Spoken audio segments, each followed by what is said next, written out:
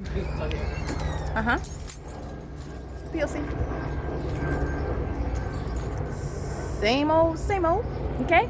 Come in. Oh, can you come let me in my apartment now? In sync with LAPD. Okay, this is again grounds of federal prison under a fake sun. This is the delusional psychopath. This is terrorism in the workplace. P.O.C. This is the light source that's visible through the windshield of the vehicle right in front of me. In the same way that it's not over Clifford, at the same time you can see it in the back of a car.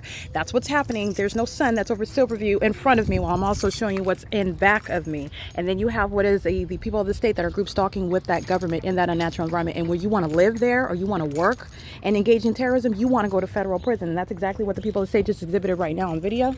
All right, come and ask me, oh, can you let me into your apartment? I sure will. And you're also going to go to federal prison for it. P.O.C.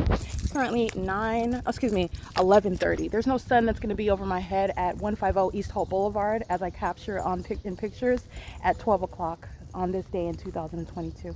P.O.C.